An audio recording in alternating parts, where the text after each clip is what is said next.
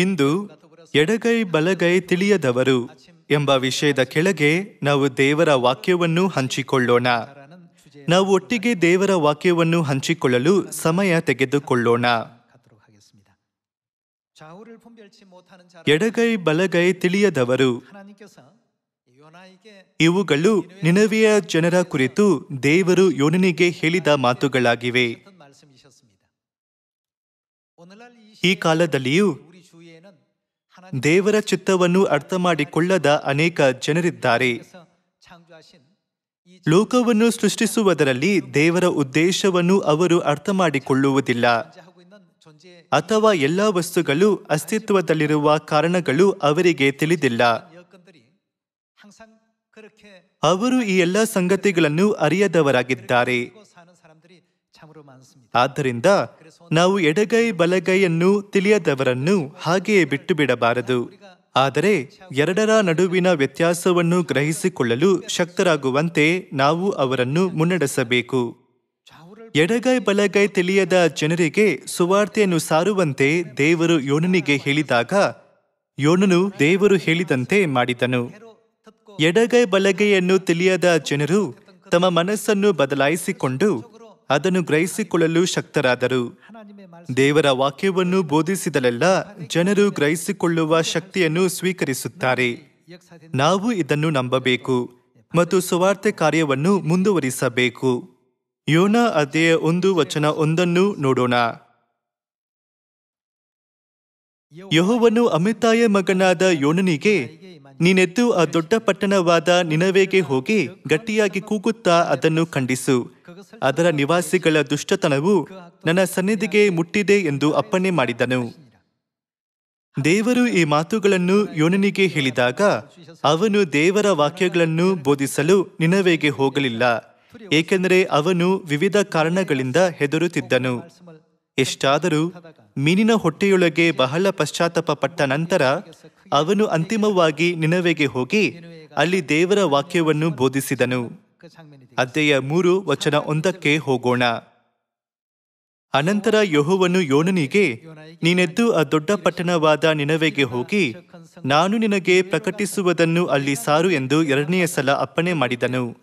ಆಗ ಯೋನನು ಎದ್ದು ಯಾವುದಕ್ಕೆ ವಿಧೇಯನಾದನು? ಯೆಹೋವನ ಅಪ್ಪಣೆಯಂತೆ ನಿನವೆಗೆ ಹೋದನು. ಅಧ್ಯಾಯ 1 ಯೋನನು ಯೆಹೋವನ ಸನ್ನಿಧಿಯಿಂದ ಓಡಿ ಹೋದನು ಎಂದು ಬರೆಯಲಾಗಿದೆ. ಎಷ್ಟಾದರೂ ನಾನು ನಿನಗೆ ಪ್ರಕಟಿಸುವುದನ್ನು ಅಲ್ಲಿ ಸಾರು ಎಂದು 2ನೇ ಸಲ ಅವನಿಗೆ ಅಪ್ಪಣೆ ಮಾಡಿದರು. ಆಗ ಯೋನನು ಎದ್ದು ಯೆಹೋವನ ಅಪ್ಪಣೆಯಂತೆ ಏನು ಮಾಡಿದನು? ನಿನವೆಗೆ ಹೋದನು. ನಿನವೆಯು 3 ದಿನದ ಪ್ರಯಾಣದಷ್ಟು ಅತಿ ವಿಸ್ತಾರವಾದ ಮಹಾಪಟ್ಟಣವಾಗಿತ್ತು. ಯೋನನು ಪಟ್ಟಣದಲ್ಲಿ ಸೇರಿ ಮೊದಲು 1 ದಿವಸದ ಪ್ರಯಾಣದಷ್ಟು ದೂರ ನಡೆದು 40 ದಿನಗಳಾದ ಮೇಲೆ ನಿನವೆಯು ಕೆಡವಲ್ಪಡುವುದು ಎಂದು ಸಾರತೊಡಗಿದನು. ಇದನ್ನು ಕೇಳಿ ನಿನವೆಯವರು ದೇವರಲ್ಲಿ ನಂಬಿಕೆ ಇಟ್ಟು ಉಪವಾಸವನ್ನು ಗೊತ್ತು ಮಾಡಿ ಸಾರಿದರು. ದೊಡ್ಡವರು ಮೊದಲುಗೊಂಡು ಚಿಕ್ಕವರ ತನಕ ಎಲ್ಲರೂ ಗೋಣಿತಟ್ಟನ್ನು ಸುತ್ತಿಕೊಂಡರು. ಅಧ್ಯಾಯ 1 ಯೋನನು ದೇವರ ವಾಕ್ಯವನ್ನು ಸಾರಲು ಭಯಪಟ್ಟನು. ಆದರೆ ಅಧ್ಯಾಯ 3 ಅವನು ಪಶ್ಚಾತ್ತಾಪಪಟ್ಟು ದೇವರ ಅಪ್ಪಣೆಯಂತೆ ಮಾಡಿದ ಸಂದರ್ಭವಿದೆ. ಅವನು ಅದರಂತೆ ಮಾಡಿದಾಗ ಏನಾಯಿತು? ಯೋನ ಅಧ್ಯಾಯ 4:9 ನೋಡೋಣ. ಆಗ ದೇವರು ಯೋನನನ್ನು, ನೀನು ಸೋರೆಗಿಡಕ್ಕಾಗಿ ಸಿಟ್ಟುಗೊಳ್ಳುವುದು ಸರಿಯೋ ಎಂದು ಕೇಳಲು ಯೋನನು, ಮರಣವಾಗುವಷ್ಟು ಸಿಟ್ಟುಗೊಳ್ಳುವುದು ಸರಿಯೇ ಎಂದು ಉತ್ತರ ಕೊಟ್ಟನು. ಅದಕ್ಕೆ ಯೆಹೋವನು, ನೀನು ಆ ಸೋರೆಗಿಡಕ್ಕಾಗಿ ಕಷ್ಟಪಡಲಿಲ್ಲ, ಬೆಳೆಯಿಸಲಿಲ್ಲ. ಅದು 1 ರಾತ್ರಿಯಲ್ಲಿ ಹುಟ್ಟಿ 1 ರಾತ್ರಿಯಲ್ಲಿ ನಾಶವಾಯಿತು. ಇಂಥ ಗಿಡಕ್ಕಾಗಿ ನೀನು ಕನಿಕರ ಪಟ್ಟಿರುವಲ್ಲಿ ಎಡಗೈ ಬಲಗೈ ತಿಳಿಯದ 1,20,000 ನರಪ್ರಾಣಿಗಳು ಬಹುಪಶುಗಳು ಉಳ್ಳ ಆ ದೊಡ್ಡ ಪಟ್ಟಣವಾದ ನಿನವೆಗಾಗಿ ನಾನು ಕನಿಕರ ಪಡಬಾರದೋ ಅಂದನು. ಈ ರೀತಿಯಾಗಿ 1,20,000 ಜನರು ದೇವರ ಮುಂದೆ ಪಶ್ಚಾತ್ತಾಪ ಪಟ್ಟರು ಮತ್ತು ದೇವರು ಮನಮರುಗಿ ತಾನು ಅವರಿಗೆ ಮಾಡುವೆನೆಂದು ಪ್ರಕಟಿಸಿದ್ದ ಕೇಡನ್ನು ಮಾಡದೆ ಬಿಟ್ಟರು. ದೇವರ ವಾಕ್ಯಗಳನ್ನು ಬೋಧಿಸಿದಾಗ ಮತ್ತು ತಿಳಿಸಿದಾಗ ಎಡಗೈ ಬಲಗೈ ತಿಳಿಯದ 1,20,000 ಜನರು ಬದಲಾದರು.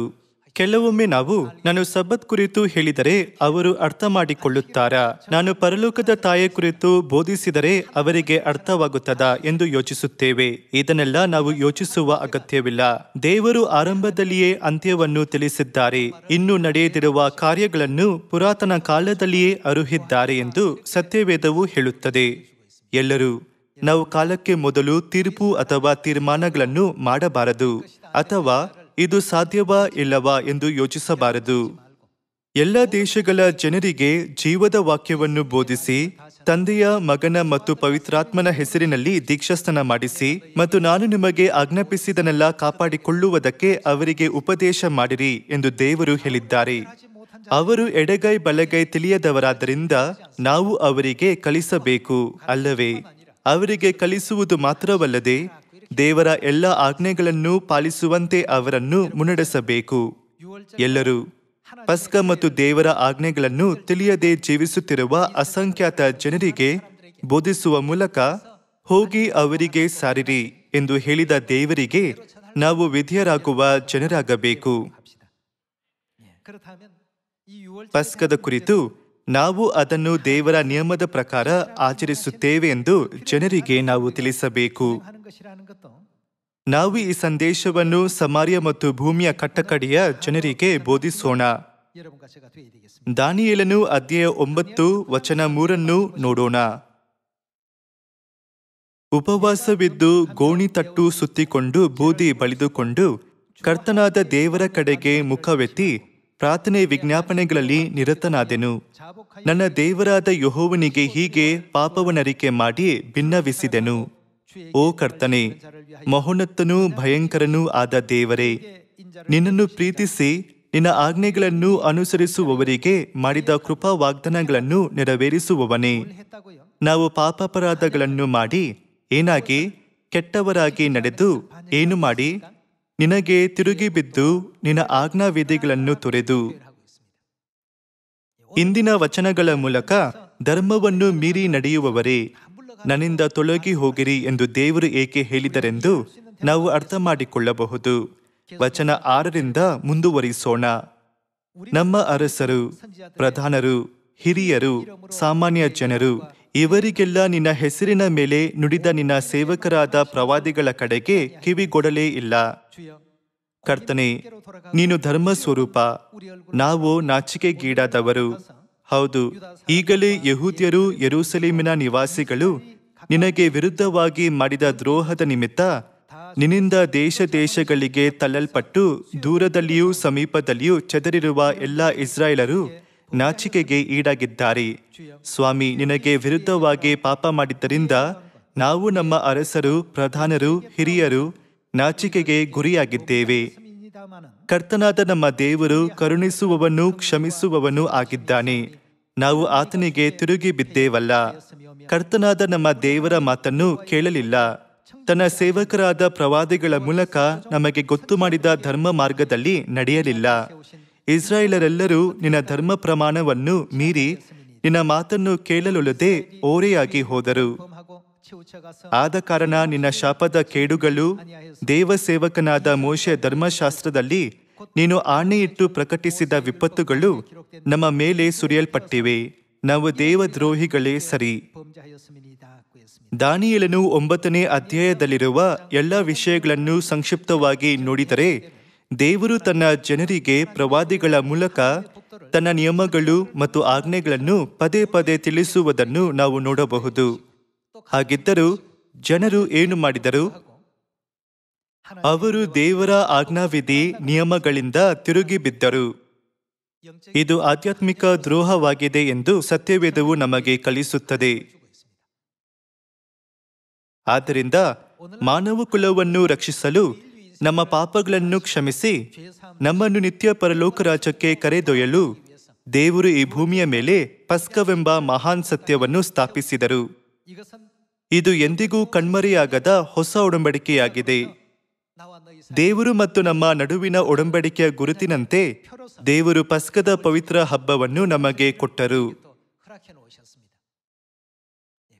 ದೇವರು ವಿಮೋಚನೆಯ ದಿನಗಳಿಂದ ಇಂದಿನವರೆಗೂ ಮತ್ತು ನಾವು ಪರಲೋಕವನ್ನು ಪ್ರವೇಶಿಸುವವರೆಗೂ ಪಸ್ಕವನ್ನು ಎಂದಿಗೂ ಕಣ್ಮರೆಯಾಗದ ಆಜ್ಞಾವಿಧಿ ನಿಯಮವನ್ನಾಗಿ ಸ್ಥಾಪಿಸಿದರು.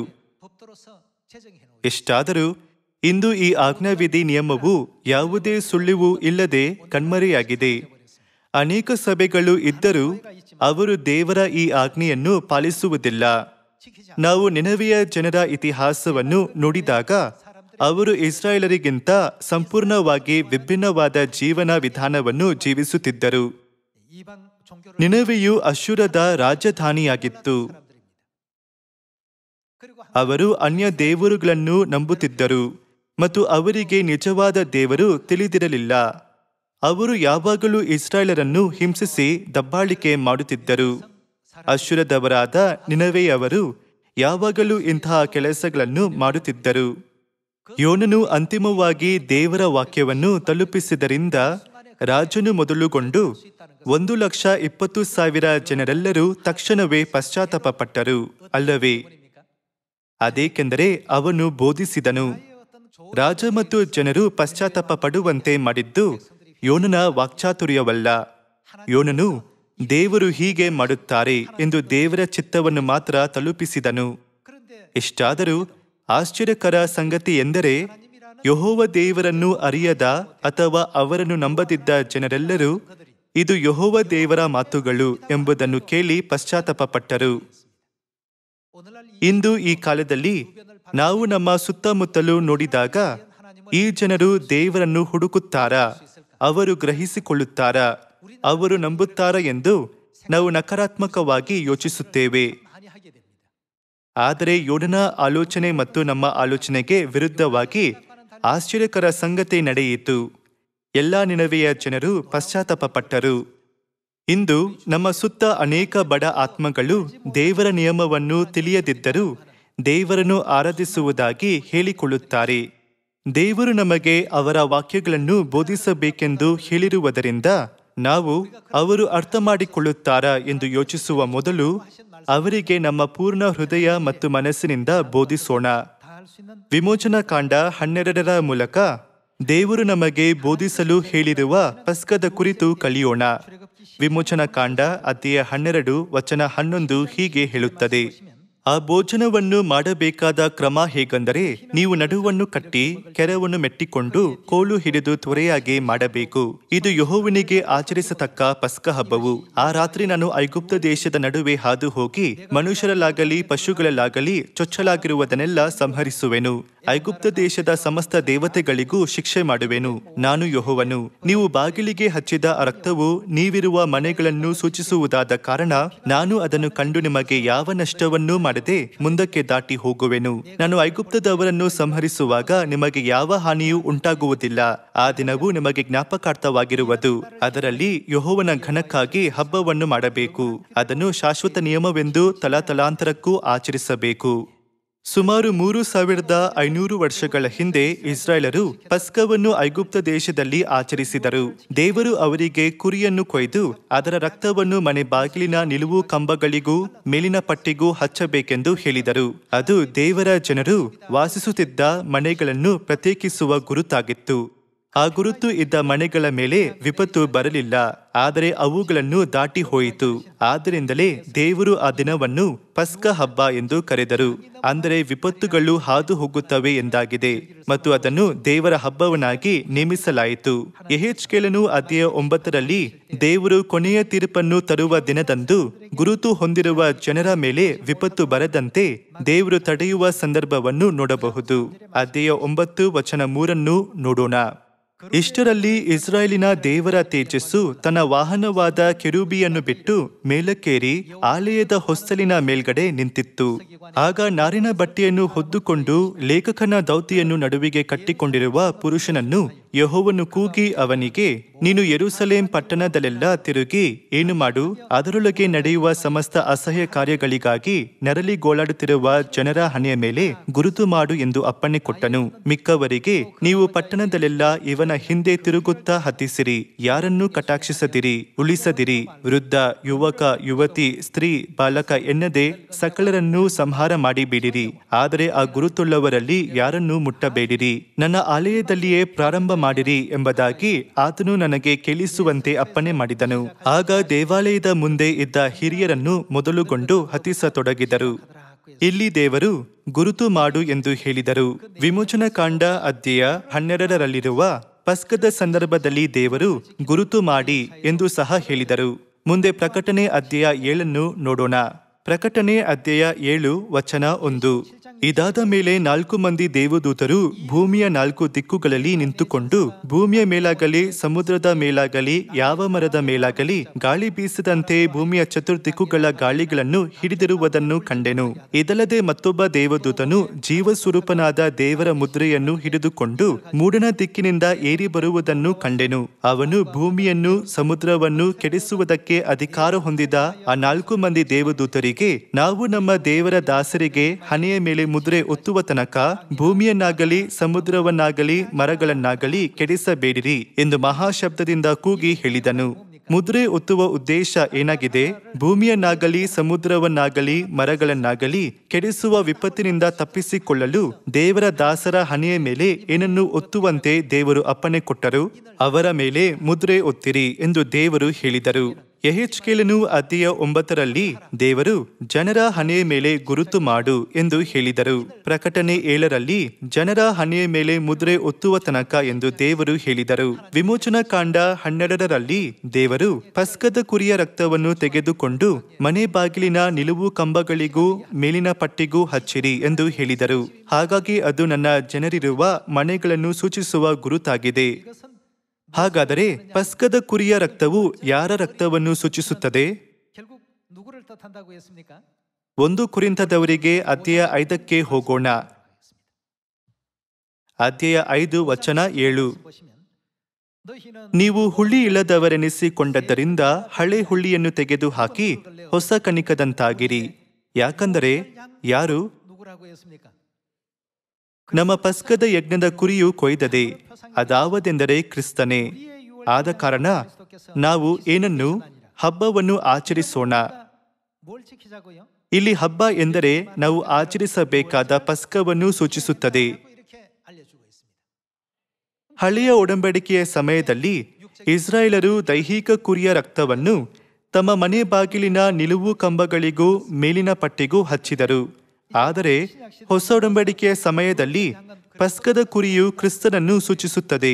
ಆದ್ದರಿಂದ ನಾವು ಕ್ರಿಸ್ತನ ತ್ಯಾಗದ ರಕ್ತದಲ್ಲಿ ಪಾಲುಗಾರರಾಗಬೇಕಾದರೆ ಏನು ಮಾಡಬೇಕೆಂದು ನೋಡಬೇಕು. ಯಾರು ಈ ಅಮೂಲ್ಯವಾದ ರಕ್ತವನ್ನು ಹೊಂದಿರುವುದಿಲ್ಲವೋ ಅವರು ಕೊನೆ ವಿಪತ್ತುಗಳಿಂದ ರಕ್ಷಿಸಿಕೊಳ್ಳಲು ಸಾಧ್ಯವಿಲ್ಲ, ಅಲ್ಲವೇ?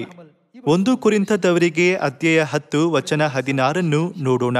ನಾವು ದೇವಸ್ತೋತ್ರ ಮಾಡಿ ಪಾತ್ರೆಯಲ್ಲಿ ಪಾನ ಮಾಡುವುದು ಕ್ರಿಸ್ತನ ರಕ್ತದಲ್ಲಿ ಪಾಲುಗಾರರಾಗಿದ್ದೇವೆಂಬುದನ್ನು ಸೂಚಿಸುತ್ತದಲ್ಲವೇ? ನಾವು ರೊಟ್ಟಿಯನ್ನು ಮುರಿದು ತಿನ್ನುವುದು ಕ್ರಿಸ್ತನ ದೇಹದಲ್ಲಿ ಪಾಲುಗಾರರಾಗಿದ್ದೇವೆಂಬುದನ್ನು ಸೂಚಿಸುತ್ತದಲ್ಲವೇ? ಇಲ್ಲಿ ಸೂಚಿಸುತ್ತದಲ್ಲವೇ ಎಂಬ ಪದವನ್ನು ಕೆಲವೊಮ್ಮೆ ನಿರಾಕರಣೆಗೆ ಬಳಸುವುದಿಲ್ಲ, ಆದರೆ ದೃಢಪಡಿಸಲು ಬಳಸಲಾಗುತ್ತದೆ. ಅಂದರೆ ಕ್ರಿಸ್ತನ ರಕ್ತದಲ್ಲಿ ಪಾಲುಗಾರರಾಗಬೇಕು ಎಂದಲ್ಲವೇ? ವಚನ 17. ರೊಟ್ಟಿಯು ಒಂದೇ ಆಗಿರುವುದರಿಂದ ಅನೇಕರಾಗಿರುವ ನಾವು ಒಂದೇ ದೇಹದಂತಿದ್ದೇವೆ. ಯಾಕಂದರೆ ನಾವೆಲ್ಲರೂ ಆ ಒಂದೇ ರೊಟ್ಟಿಯಲ್ಲಿ ಪಾಲು ತಕೊಂಡು ತಿನ್ನುತ್ತೇವೆ. ಕ್ರಿಸ್ತನ ಅಮೂಲ್ಯ ರಕ್ತದಲ್ಲಿ ಪಾಲುಗಾರರಾಗುವವರು ಖಂಡಿತವಾಗಿಯೂ ಪಸ್ಕದ ರೊಟ್ಟಿ ಮತ್ತು ದ್ರಾಕ್ಷರಸದಲ್ಲಿ ಪಾಲುಗಾರರಾಗಬೇಕು, ಅಲ್ಲವೇ? ಅವರು ಯಾವುದನ್ನು ಆಚರಿಸಬೇಕು? ಅವರು ಪಸ್ಕ ಹಬ್ಬವನ್ನು ಆಚರಿಸಬೇಕು. ಹಳೆಯ ಒಡಂಬಡಿಕೆಯ ಸಮಯದಲ್ಲಿ ಇಸ್ರಾಯೇಲರು ದೈಹಿಕ ಪಸ್ಕದ ಕುರಿಯ ರಕ್ತವನ್ನು ಮನೆ ಬಾಗಿಲಿನ ನಿಲುವು ಕಂಬಗಳಿಗೂ ಮೇಲಿನ ಪಟ್ಟಿಗೂ ಹಚ್ಚಿದಂತೆ ನಾವು ನಮ್ಮೊಳಗೆ ಕ್ರಿಸ್ತನ ಅಮೂಲ್ಯ ರಕ್ತವನ್ನು ಹಚ್ಚಿಕೊಳ್ಳಬೇಕು. ನಾವು ಅವರ ಅಮೂಲ್ಯ ರಕ್ತದಲ್ಲಿ ಪಾಲುಗಾರರಾಗಲೆಂದು ದೇವರು ಈ ಭೂಮಿಯ ಮೇಲೆ ಹೊಸ ಒಡಂಬಡಿಕೆಯ ಸತ್ಯವನ್ನು ಸ್ಥಾಪಿಸಿದರು. ಮತ್ತಾಯ ಅಧ್ಯಾಯ 26 ವಚನ 17ಕ್ಕೆ ಹೋಗೋಣ. ಅಧ್ಯಾಯ 26 ವಚನ 17. ಹುಳಿ ಇಲ್ಲದ ರೊಟ್ಟಿಯ ಹಬ್ಬದ ಮೊದಲನೆಯ ದಿವಸದಲ್ಲಿ ಶಿಷ್ಯರು ಯೇಸುವಿನ ಬಳಿಗೆ ಬಂದು, ಪಸ್ಕದ ಊಟ ಮಾಡುವುದಕ್ಕೆ ನಾವು ನಿನಗೆ ಎಲ್ಲಿ ಸಿದ್ಧ ಮಾಡಬೇಕೆನ್ನುತ್ತಿ ಎಂದು ಕೇಳಲು ಆತನು, ನೀವು ಪಟ್ಟಣದೊಳಕ್ಕೆ ಇಂಥವನ ಬಳಿಗೆ ಹೋಗಿ ಅವನಿಗೆ, ನನ್ನ ಕಾಲ ಸಮೀಪವಾಯಿತು, ನಿನ್ನ ಮನೆಯಲ್ಲಿ ನನ್ನ ಶಿಷ್ಯರ ಸಂಗಡ ಪಸ್ಕ ಹಬ್ಬ ಮಾಡುತ್ತೇನೆಂದು ಬೋಧಕನು ಹೇಳುತ್ತಾನೆ ಎಂಬುದಾಗಿ ಹೇಳಿರಿ ಅಂದನು. ಯೇಸು ಪಸ್ಕವನ್ನು ಆಚರಿಸುವುದಾಗಿ ಹೇಳಿದರು. ಹಾಗಾಗಿ ನಾವು ಕೂಡ ಪಸ್ಕವನ್ನು ಆಚರಿಸಬೇಕು ಎಂಬುದು ಸ್ಪಷ್ಟವಾಗಿದೆ. ಮಾನವ ಕುಲವನ್ನು ರಕ್ಷಿಸಲು ದೇವರು ಶರೀರದಲ್ಲಿ ಈ ಭೂಮಿಗೆ ಬಂದು ಅವರು ಪಸ್ಕವನ್ನು ಆಚರಿಸುವುದಾಗಿ ಹೇಳಿದರು. ದೇವರು ಮಾಡಿದ್ದನ್ನು ಪರಿಗಣಿಸಿದರೆ ಈ ಬೋಧನೆಯು ಸುಳ್ಳು ಮತ್ತು ಧರ್ಮದ್ರೋಹ ಎಂದು ಯಾರು ಹೇಳಲು ಸಾಧ್ಯ? ಎಲ್ಲರೂ. ಇದು ಆತ್ಮರಕ್ಷಣೆಯ ದಾರಿಯಾಗಿದೆ. ಇದು ದೇವರು ಕಲಿಸಿದ ಸತ್ಯವಾಗಿದೆ. ನಿನ್ನ ಮನೆಯಲ್ಲಿ ನನ್ನ ಶಿಷ್ಯರ ಸಂಗಡ ಪಸ್ಕ ಹಬ್ಬ ಮಾಡುತ್ತೇನೆಂದು ಬೋಧಕನು ಹೇಳುತ್ತಾನೆ ಎಂಬುದಾಗಿ ಹೇಳಿರಿ ಅಂದನು. ವಚನ 19. ಶಿಷ್ಯರು ಯೇಸು ತಮಗೆ ಅಪ್ಪಣೆ ಕೊಟ್ಟಂತೆ ಮಾಡಿ ಏನು ಮಾಡಿದರು? ಪಸ್ಕಕ್ಕೆ ಸೌರಿಸಿದರು. ಅವರು ಪಸ್ಕದ ರೊಟ್ಟಿ ಮತ್ತು ದ್ರಾಕ್ಷರಸದಲ್ಲಿ ಹೇಗೆ ಭಾಗಿಯಾದರು ಎಂದು ನೋಡೋಣ. ವಚನ 26. ಅವರು ಊಟ ಮಾಡುತ್ತಿರುವಾಗ ಯೇಸು ರೊಟ್ಟಿಯನ್ನು ತೆಗೆದುಕೊಂಡು ದೇವರ ಸ್ತೋತ್ರ ಮಾಡಿ ಮುರಿದು ಶಿಷ್ಯರಿಗೆ ಕೊಟ್ಟು, ತಕ್ಕೊಳ್ಳಿರಿ, ತಿನ್ನಿರಿ, ಇದು ನನ್ನ ದೇಹ ಅಂದನು. ದೇವರು ಕ್ರಿಸ್ತನ ಪವಿತ್ರ ಮಾಂಸ ಮತ್ತು ರಕ್ತವನ್ನು ನಮ್ಮೊಳಗೆ ಇಟ್ಟರು. ಅದನ್ನು ಮಾಡುತ್ತಾ ನಾವು ದೇವರ ಮುದ್ರೆಯನ್ನು ಸ್ವೀಕರಿಸಿರುವ ಜನರೆಂದು ಒಪ್ಪಿಕೊಳ್ಳುವುದಾಗಿ ಅವರು ವಾಗ್ದಾನ ಮಾಡಿದರು. ವಚನ 27 ನೋಡೋಣ. ಆಮೇಲೆ ಪಾತ್ರೆಯನ್ನು ತೆಗೆದುಕೊಂಡು ಅದರಲ್ಲಿ ಪಸ್ಕದ ದ್ರಾಕ್ಷರಸವಿತ್ತು. ಆಮೇಲೆ ಪಾತ್ರೆಯನ್ನು ತೆಗೆದುಕೊಂಡು ಸ್ತೋತ್ರ ಮಾಡಿ ಅವರಿಗೆ ಕೊಟ್ಟು, ಯೇಸು ಅವರಿಗೆ ಏನು ಮಾಡಲು ಹೇಳಿದರು? ಇದರಲ್ಲಿರುವುದನ್ನು ಎಲ್ಲರೂ ಕುಡಿಯಿರಿ, ಇದು ನನ್ನ ರಕ್ತ, ಇದು ಒಡಂಬಡಿಕೆಯ ರಕ್ತ, ಇದು ಪಾಪಗಳ ಕ್ಷಮೆಗಾಗಿ ಬಹು ಜನರಿಗೋಸ್ಕರ ಸುರಿಸಲ್ಪಡುವ ರಕ್ತ. ಯೇಸುವನ್ನು ಪಸ್ಕದ ಕುರಿ ಎಂದು ಸೂಚಿಸಲಾಗಿದೆ. ಹಾಗಾದರೆ ಇಲ್ಲಿರುವ ನನ್ನ ರಕ್ತ ಎಂಬುವುದು ಯಾರ ರಕ್ತವನ್ನು ಸೂಚಿಸುತ್ತದೆ? ಅದು ಪಸ್ಕದ ಯಜ್ಞದ ಕುರಿಯ ರಕ್ತವನ್ನು ಸೂಚಿಸುತ್ತದೆ. 1 ಕೊರಿಂಥದವರಿಗೆ ಅಧ್ಯಾಯ 5 ವಚನ 7ರಲ್ಲಿ ಯೇಸುವನ್ನು ಏನೆಂದು ಹೇಳಲಾಗಿದೆ? ನಮ್ಮ ಪಸ್ಕದ ಯಜ್ಞದ ಕುರಿಯು ಕೊಯ್ದದೆ, ಅದಾವದೆಂದರೆ ಕ್ರಿಸ್ತನೇ ಎಂದು ಸತ್ಯವೇದವು ಹೇಳುತ್ತದೆ. ಇನ್ನೊಂದು ಮಾತಿನಲ್ಲಿ ಹೇಳಿದರೆ, ಇದು ನನ್ನ ರಕ್ತ, ಇದು ಒಡಂಬಡಿಕೆಯ ರಕ್ತ, ಅಂದರೆ ಪಸ್ಕದ ಕುರಿಯ ರಕ್ತ ಎಂದಾಗಿದೆ. ಪಸ್ಕದ ಕುರಿಯ ಸತ್ಯತ್ವವಾದ ಕ್ರಿಸ್ತನ ಮಾಂಸ ಮತ್ತು ರಕ್ತದಲ್ಲಿ ನಾವು ಪಾಲುಗಾರರಾಗಲೆಂದು ದೇವರು ನಮಗಾಗಿ ಯಾವ ಸತ್ಯವನ್ನು ಸ್ಥಾಪಿಸಿದರು? ಅದು ಹೊಸ ಒಡಂಬಡಿಕೆಯ ಸತ್ಯವಾದ ಪಸ್ಕ ಹಬ್ಬವಾಗಿದೆ. ಮರುದಿನ ಯೇಸು ಶಿಲುಬೆಯಲ್ಲಿ ಯಾತನೆ ಪಟ್ಟು ಮರಣ ಹೊಂದಬೇಕಾಗಿದ್ದರೂ ವಚನ 29ರಲ್ಲಿ ಯೇಸು ಹೀಗೆಂದು ಹೇಳಿದರು, ನಾನು ನನ್ನ ತಂದೆಯ ರಾಜ್ಯದಲ್ಲಿ ದ್ರಾಕ್ಷರಸವನ್ನು ನಿಮ್ಮ ಸಂಗಡ ಹೊಸದಾಗಿ ಕುಡಿಯುವ ದಿನದವರೆಗೂ ಇನ್ನು ಕುಡಿಯುವುದೇ ಇಲ್ಲ ಎಂದು ನಿಮಗೆ ಹೇಳುತ್ತೇನೆ ಅಂದನು. ಅವರು ದ್ರಾಕ್ಷರಸವನ್ನು ಎಂದು ಹೇಳಿದ್ದರಿಂದ ಪಸ್ಕ ಹಬ್ಬದಂದು ದ್ರಾಕ್ಷರಸವನ್ನು ಬಳಸಲಾಗುತ್ತಿತ್ತು. ಹಳೆಯ ಒಡಂಬಡಿಕೆಯ ಸಮಯದಲ್ಲಿ ದೇವರು ಎಲ್ಲ ವಿಪತ್ತುಗಳು ಹಾದು ಹೋಗುವಂತೆ ಮಾಡಲು ಪಸ್ಕ ಹಬ್ಬವನ್ನು ಗುರುತಿನ ರೀತಿ ಕೊಟ್ಟಂತೆ ದೇವರು ತನ್ನ ಮಕ್ಕಳು ಕೊನೆ ದಿನದ ವಿಪತ್ತಿನಿಂದ ತಪ್ಪಿಸಿಕೊಳ್ಳಲೆಂದು ಪಸ್ಕವೆಂಬ ಮಹಾನ್ ಸತ್ಯವನ್ನು ಕೊಟ್ಟರು. ಪಸ್ಕದ ಕುರಿತು ಇನ್ನೊಂದು ವಚನವನ್ನು ನೋಡೋಣ. ಲೂಕ ಅಧ್ಯಾಯ 22 ವಚನ 7. ಹುಳಿಯಿಲ್ಲದ ರೊಟ್ಟಿಯನ್ನು ತಿನ್ನುವ ದಿವಸಗಳಲ್ಲಿ ಪಸ್ಕದ ಕುರಿಮರಿಯನ್ನು ಕೊಯ್ಯತಕ್ಕ ದಿವಸ ಬಂದಾಗ ಯೇಸು ಪೇತ್ರನಿಗೂ ಯೋಹಾನನಿಗೂ, ನೀವು ಹೋಗಿ ನಾವು ಪಸ್ಕದ ಊಟ ಮಾಡುವಂತೆ ಸಿದ್ಧ ಮಾಡಿರಿ ಎಂದು ಹೇಳಿ ಅವರನ್ನು ಕಳುಹಿಸಿದನು. ಅವರು, ನಾವು ಎಲ್ಲಿ ಸಿದ್ಧ ಮಾಡಬೇಕೆನ್ನುತ್ತಿ ಎಂದು ಆತನನ್ನು ಕೇಳಲು ಆತನು ಅವರಿಗೆ, ನೋಡಿರಿ, ನೀವು ಪಟ್ಟಣದೊಳಕ್ಕೆ ಹೋದ ಮೇಲೆ ಒಬ್ಬ ಮನುಷ್ಯನು ತುಂಬಿದ ಕೊಡವನ್ನು ಹೊತ್ತುಕೊಂಡು ನಿಮ್ಮೆದುರಿಗೆ ಬರುವನು. ಅವನು ಹೋಗುವ ಮನೆಗೆ ನೀವು ಅವನ ಹಿಂದೆ ಹೋಗಿ ಆ ಮನೆಯ ಯಜಮಾನನಿಗೆ, ನಮ್ಮ ಬೋಧಕ ತನ್ನ ಶಿಷ್ಯರ ಸಂಗಡ ಪಸ್ಕದ ಊಟವನ್ನು ಮಾಡುವುದಕ್ಕೆ ಭೋಜನ ಶಾಲೆ ಎಲ್ಲಿ ಎಂದು ನಿನ್ನನ್ನು ಕೇಳುತ್ತಾನೆ ಎಂಬುದಾಗಿ ಹೇಳಿರಿ. ಅವನು ತಕ್ಕ ಸಾಮಾನಿಟ್ಟಿರುವ ಮೇಲಂತಸ್ತಿನ ದೊಡ್ಡ ಕೊಠಡಿಯನ್ನು ನಿಮಗೆ ತೋರಿಸುವನು, ಅಲ್ಲಿ ಸಿದ್ಧ ಮಾಡಿರಿ ಎಂದು ಹೇಳಿ ಕಳುಹಿಸಿದನು. ಅವರು ಹೊರಟು ಆತನು ತಮಗೆ ಹೇಳಿದಂತೆ ಕಂಡು ಪಸ್ಕಕ್ಕೆ ಸೌರಿಸಿದರು.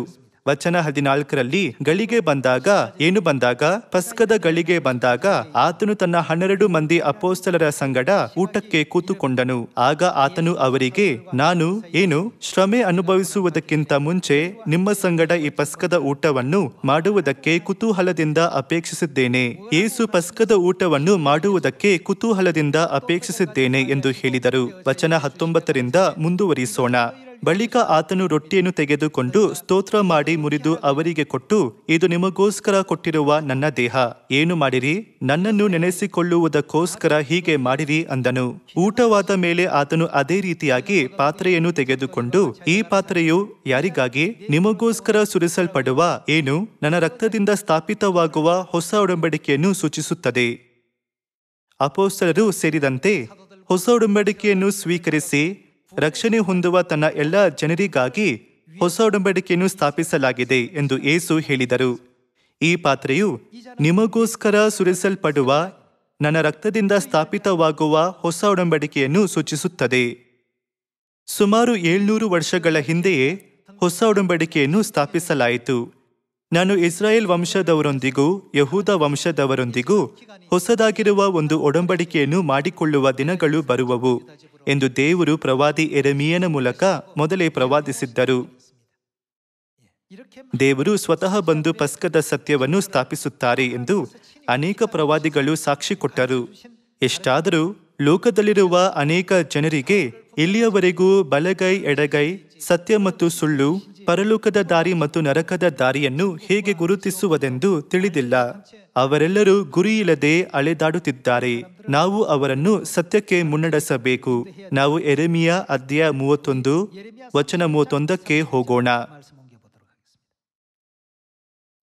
ಯೆಹೋವನು ಇಂತೆನ್ನುತ್ತಾನೆ, ಇಗೋ, ನಾನು ಏನು ಮಾಡಿಕೊಳ್ಳುವೆನು, ಇಸ್ರಾಯೇಲ್ ವಂಶದವರೊಂದಿಗೂ ಯಹೂದ ವಂಶದವರೊಂದಿಗೂ ಹೊಸದಾಗಿರುವ ಒಂದು ಒಡಂಬಡಿಕೆಯನ್ನು ಮಾಡಿಕೊಳ್ಳುವ ದಿನಗಳು ಬರುವವು. ದೇವರು ಹೊಸ ಒಡಂಬಡಿಕೆಯನ್ನು ಯಾವಾಗ ಸ್ಥಾಪಿಸಿದರು? ಅವರು ಪಸ್ಕದ ದಿನದಂದು ಮಾರ್ಕನ ಮೇಲಂತಸ್ತಿನಲ್ಲಿ ಹೊಸ ಒಡಂಬಡಿಕೆಯನ್ನು ಸ್ಥಾಪಿಸಿದರು. ನಾವು ಅದನ್ನು ಲೂಕ 22 ವಚನ 20ರಲ್ಲಿ ನೋಡಬಹುದು. ಹೊಸ ಒಡಂಬಡಿಕೆಯ ಗುಣಲಕ್ಷಣಗಳನ್ನು ನೋಡೋಣ. ವಚನ 32, ಈ ಒಡಂಬಡಿಕೆಯು ನಾನು ಇವರ ಪಿತೃಗಳನ್ನು ಕೈ ಹಿಡಿದು ಐಗುಪ್ತ ದೇಶದೊಳಗಿಂದ ಕರತಂದಾಗ ಅವರ ಸಂಗಡ ಮಾಡಿಕೊಂಡ ಒಡಂಬಡಿಕೆಯಂಥದಲ್ಲ. ನಾನು ಅವರಿಗೆ ಪತಿಯಾಗಿದ್ದರೂ ಆ ನನ್ನ ಒಡಂಬಡಿಕೆಯನ್ನು ಅವರು ಮೀರಿದರಷ್ಟೇ. ಯೆಹೋವನು ಇಂತೆನ್ನುತ್ತಾನೆ, ಆ ದಿನಗಳು ಬಂದ ಮೇಲೆ ನಾನು ಇಸ್ರಾಯೇಲ್ ವಂಶದವರೊಂದಿಗೆ ಮಾಡಿಕೊಳ್ಳುವ ಒಡಂಬಡಿಕೆಯು ಹೀಗಿರುವುದು. ನನ್ನ ಧರ್ಮೋಪದೇಶವನ್ನು ಅವರ ಅಂತರಂಗದಲ್ಲಿ ಇಡುವೆನು, ಅವರ ಹೃದಯದೊಳಗೆ ಅದನ್ನು ಬರೆಯುವೆನು. ನಾನು ಅವರಿಗೆ ಏನು ದೇವರಾಗಿರುವೆನು, ಅವರು ನನಗೆ ಏನು ಪ್ರಜೆಯಾಗಿರುವರು. ನೆರೆಹೊರೆಯವರು ಅಣ್ಣ ತಮ್ಮಂದಿರು ಒಬ್ಬರಿಗೊಬ್ಬರು ಯೆಹೋವನ ಜ್ಞಾನವನ್ನು ಪಡೆಯಿರಿ ಎಂದು ಇನ್ನು ಮೇಲೆ ಬೋಧಿಸಬೇಕಾಗಿರುವುದಿಲ್ಲ. ಚಿಕ್ಕವರು ಮೊದಲುಗೊಂಡು ದೊಡ್ಡವರ ತನಕ ಎಲ್ಲರೂ ನನ್ನ ಜ್ಞಾನವನ್ನು ಪಡೆದಿರುವರು. ನಾನು ಅವರ ಅಪರಾಧವನ್ನು ಕ್ಷಮಿಸಿ ಅವರ ಪಾಪವನ್ನು ನನ್ನ ನೆನಪಿಗೆ ಎಂದಿಗೂ ತರುವುದಿಲ್ಲ. ಇದು ಯೆಹೋವನ ನುಡಿ. ಯಾವ ರೀತಿಯ ಜನರು ಪಾಪಕ್ಷಮೆಯ ಅನುಗ್ರಹವನ್ನು ಸ್ವೀಕರಿಸಬಹುದು?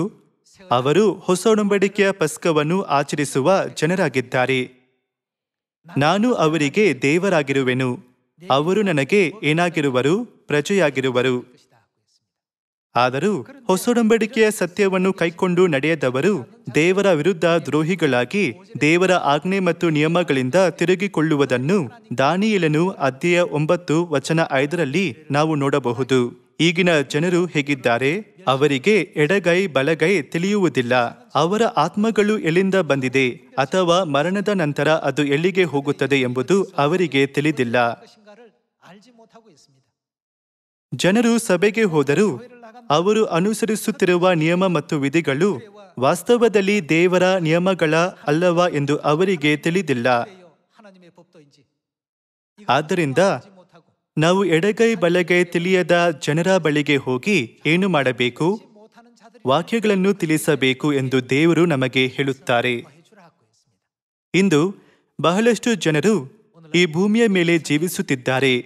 ಅವರು ದೇವರ ದೃಷ್ಟಿಯಲ್ಲಿ ಯಾವ ರೀತಿಯ ಜನರಾಗಿದ್ದಾರೆ? ಅವರು ಎಡಗೈ ಬಲಗೈ ತಿಳಿಯದ ಜನರಾಗಿದ್ದಾರೆ. ದೇವರು ಎಡಗೈ ಬಲಗೈ ತಿಳಿಯದ ನಿನವೆಯ ಜನರ ಬಳಿಗೆ ಯೋನನನ್ನು ಕಳುಹಿಸಿ ಅವರಿಗೆ ಉಪದೇಶ ಮಾಡುವಂತೆ ಹೇಳಿದರು. ಈಗ ದೇವರು ನಮ್ಮನ್ನು ಕಳುಹಿಸಿ ಎಡಗೈ ಬಲಗೈ ತಿಳಿಯದ ಜನರಿಗೆ ಉಪದೇಶ ಮಾಡುವಂತೆ ಹೇಳುತ್ತಿದ್ದಾರೆ. ನಮಗೂ ಯೋನನಂತೆ ಧ್ಯೇಯವನ್ನು ಕೊಡಲಾಗಿದೆ. ಅವರು ಸತ್ಯವನ್ನು ಸ್ವೀಕರಿಸುತ್ತಾರಾ? ಅವರು ಕೇಳುವುದಿಲ್ಲ. ಅವರಿಗೆ ಬಹಳ ವಯಸ್ಸಾಗಿದೆ ಅಥವಾ ಆಕೆ ಧಾರ್ಮಿಕ ವ್ಯಕ್ತಿಯಂತೆ ಕಾಣುತ್ತಿಲ್ಲ ಎಂಬ ನಕಾರಾತ್ಮಕ ಆಲೋಚನೆಗಳನ್ನು ತೊರೆದು ನಾವು ಎಲ್ಲ ಜನರಿಗೂ ಬೋಧಿಸೋಣ. ಅನುಕೂಲವಾದ ಕಾಲದಲ್ಲೂ ಅನುಕೂಲವಲ್ಲದ ಕಾಲದಲ್ಲೂ ನಾವು ಎಲ್ಲರಿಗೂ ದೇವರ ವಾಕ್ಯವನ್ನು ಬೋಧಿಸೋಣ. ಇದರಿಂದಾಗಿ ದೇವರ ನಿಜವಾದ ಜನರು ತಂದೆ ತಾಯಿಯ ಧ್ವನಿಯನ್ನು ಕೇಳಿ ಬೇಗನೆ ಚಿಯೋನಿಗೆ ಹಿಂತಿರುಗುತ್ತಾರೆ. ಅವರು ನಿತ್ಯ ರಕ್ಷಣೆಯ ಔತಣದಲ್ಲಿ ಒಟ್ಟಾಗಿ ಭಾಗಿಯಾಗುವಂತೆ ನಾವು ಅವರಿಗಾಗಿ ದ್ವಾರಗಳನ್ನು ತೆರೆಯೋಣ. ಎಡಗೈ ಬಲಗೈ ತಿಳಿಯದಿದ್ದ ನಮಗೆ ಇಂದು ಎಲೋಹಿಂ ದೇವರು ಎಡಗೈ ಬಲಗೈಯನ್ನು ಗುರುತಿಸುವಂತೆ ಆಧ್ಯಾತ್ಮಿಕ ಕಣ್ಣುಗಳನ್ನು ಕೊಟ್ಟಿದ್ದಾರೆ. ಅದಕ್ಕಾಗಿಯೇ ನಾನು ತಂದೆ ದೇವರು ಮತ್ತು ತಾಯಿ ದೇವರಿಗೆ ನಿತ್ಯ ಕೃತಜ್ಞತೆ ಮತ್ತು ಮಹಿಮೆಯನ್ನು ಸಲ್ಲಿಸುತ್ತಾ ಇಂದಿನ ಪ್ರಸಂಗವನ್ನು ಮುಗಿಸುತ್ತೇನೆ. ಧನ್ಯವಾದಗಳು.